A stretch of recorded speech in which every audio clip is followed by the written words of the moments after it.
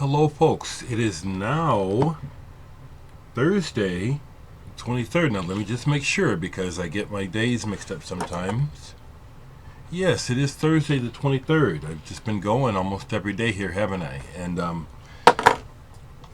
just want to again thank you, folks. And I'm good. So a short one, a couple of reminders for you folks that follow me. Today is Thursday, so this afternoon I'll be doing my Roots of Electric Jazz radio show on Mind and Soul 101.3 FM. It is available through TuneIn on your phone or the computer. Here in Omaha, you can listen to me on the radio. The signal has not necessarily gotten stronger, but I'm able to pull it in at my house now, which is means a lot to know that it's actual radio. It is. Of course, it was in the first place. Today's Roots of Electric Jazz won't be any special feature, but I will be playing some Larry Coryell because of his passing. Two more things. I'll keep it short. That's my intention, is to keep it short. So I have been getting orders in. Thank you very much, people. Where are these records that I've been getting? Okay, I'll get to it in a second. Been getting steady orders in, people, and that friends. Thank you. I am down to 7 copies left. 7 numbered copies of the numbered edition of Murphy left. This came out in an edition of 250 copies.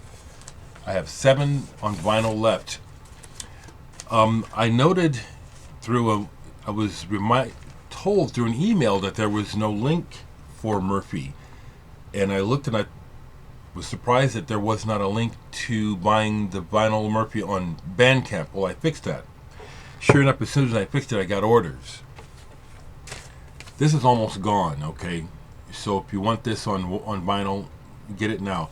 Like I said, I've got 7 copies left that are numbered. Beyond that, I have a few extra copies that are not numbered. When you order an album, when you get your order, you generally get a few extra copies. Sometimes it's nice to give you a whole box of extra copies.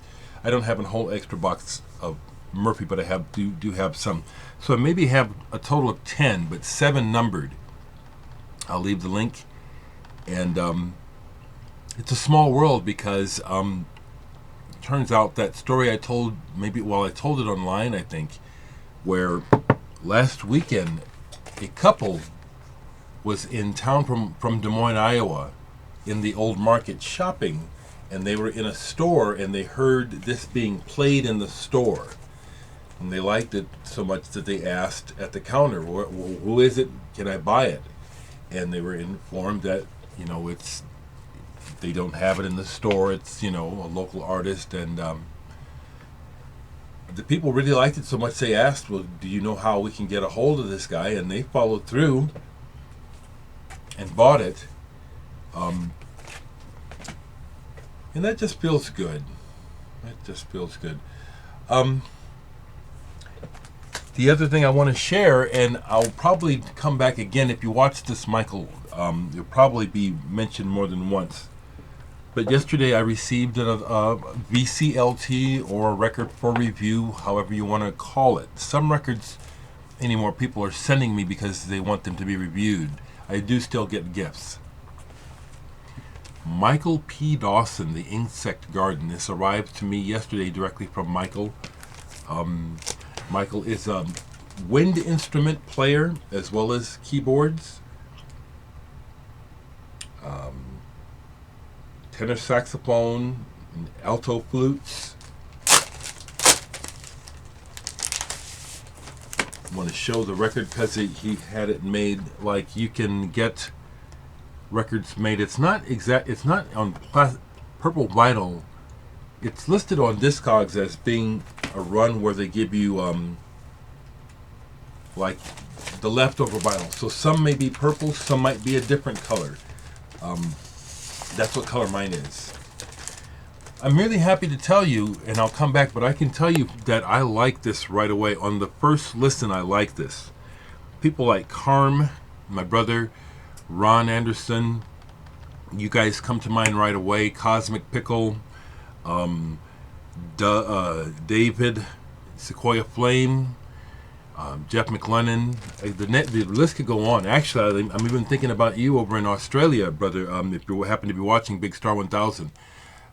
This is a small run. It's hard to put it exactly where it is because it's somewhere between electronic, progressive, and ambient, which I love. And it's also made in a way where you don't immediately know the age of the person making the music, which means there are elements that are kind of modern, kind of remind me of Aphex Twin. And then there's all these elements that not remind me of, but are like, oh, I love this. Robert Fripp's Frippertronics comes to mind.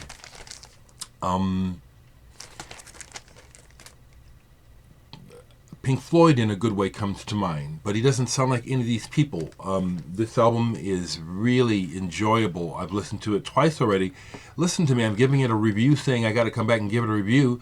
I can already tell you that this is the kind of music that I like and I like to receive. It's idiosyncratic, it's instrumental, it's not immediately evident why it's being made, and I like that. It does kind of turn me off when I hear instrumental music where as soon as it starts, sunshine and the neon lights of the store come on, and it's like I'm out shopping, or this is coffee for drinking it. This is music made for drinking coffee at Starbucks. When I can hear the intent that strongly, that's a real turnoff, and there's none of that here. I like it when people send me music and it strikes me strongly right away, and then when I play it the second time, it's like, yeah, that's really there, what I'm thinking. Michael, you get an absolute thumbs up from me on your album, The Insect Garden. I highly recommend you find this album. It's available through CD Baby. I'll leave the link. I'll find it and I'll leave it. I've talked already more than I planned to because that's how I go. I get my coffee, gets me going in the morning. And whatever I'm talking about, that will either get me going or not. And this is a good album, so it got me going. Happy that people are continuing to discover my music. Very, very happy. Yesterday, that local newspaper I told you about came out. I haven't got a copy yet.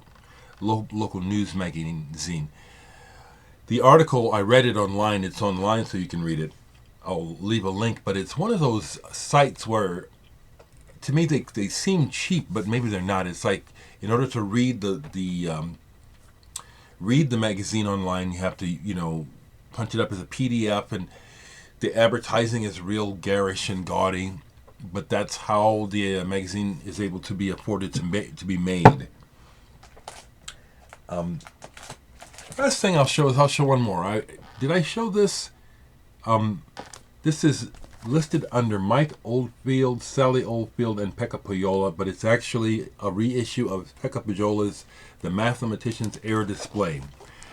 They probably did get multiple layers of sales off this album by calling attention to Mike Oldfield playing on here. He does. But this is the Pekka Pohjola album, which I do have I have an original English version of it. The original came out in Finland, I believe. I love this. This is progressive rock and ambient at the same time, instrumental, except for wordless vocals by Sally Oldfield. Just love this music. This is a real good example, besides early Genesis and Soft Machine, of what I really like. Just love this progressive ilk. People, I'm going to keep it short here. I do want to tell you that I am encouraged by your love and support. People are letting me know, not just here, but through emails and messages on Facebook, how much they appreciate me and me just getting on here and doing my thing. And so I will be around.